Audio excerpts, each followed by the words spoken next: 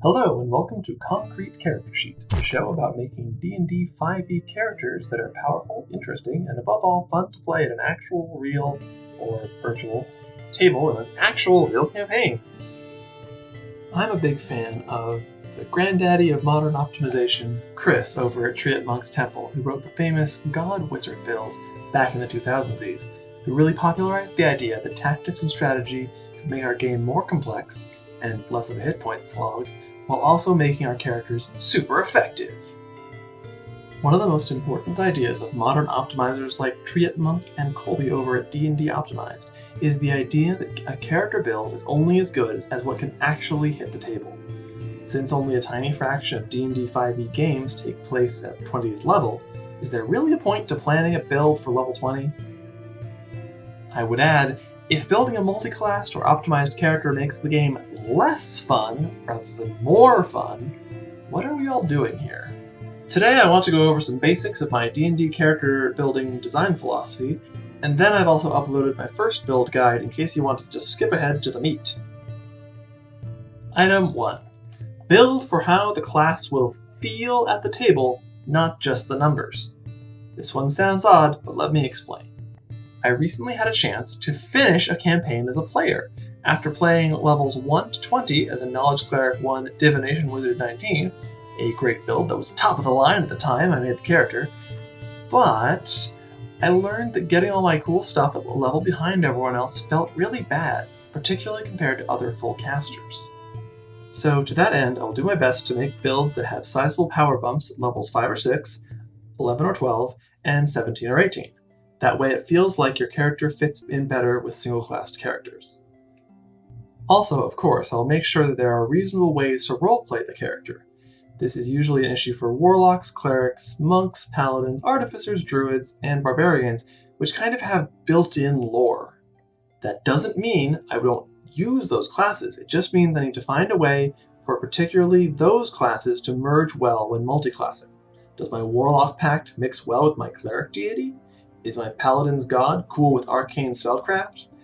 Whereas any class that needs action surge can take 2 levels in fighter and not really need to justify anything in universe other than, I did a training montage, there were push-ups. As such, another weird one. Item 2, multiclass as little as possible, only dip if it's going to scale. This may sound counterintuitive, or it may sound obvious, but high-level abilities are good and we should want them. This is particularly true for full casters. My cleric wizard had 1 level of cleric, and his knowledge bonuses barely increased over time, versus, say, an order cleric, which Triet Monk uses in a recent god mage sorcerer build. And the order cleric scales as long as your party's weapon attacks scale. Don't get me wrong, I love multiclassing. That's why I do what I do. But sticking it out in a single class or a main class shouldn't be overlooked just because multiclassing is cool. Okay, item 3. I want to avoid certain classes. Namely, Triet Monk has already done some heavy analysis of the subclasses, and frankly I agree about his S-tier subclass that just flat out breaks the game, particularly in multiclassing.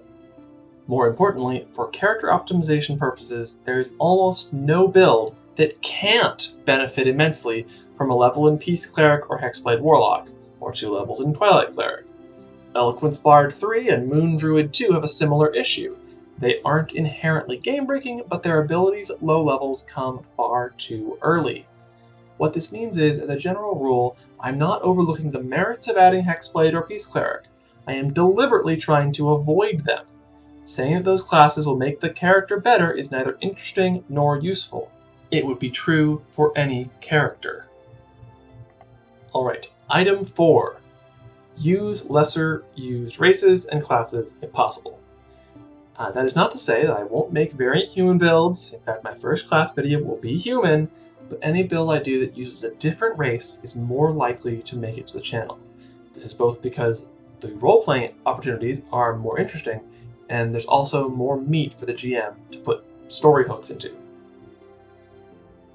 And last but not least, item 5. If it makes the GM and or the players roll their eyes, it's not a practical build. Sure, we can design a pair of artificers who, starting at level 2, throw one bag of holding into another and pull their enemies into the astral plane, but even if we could get that to work perfectly, it so deliberately breaks the game and stomps on everybody else's fun, I would not consider that build viable. With all this in mind, welcome to Concrete Character Sheet, a place to build mechanically sound and numerically powerful characters that still have big role-playing potential. I look forward to hearing from you all. If you have any questions or comments, please do leave them in the comments. And I can't believe I'm going to say this like a big kid YouTuber. Please like and subscribe if you can. Have a good day.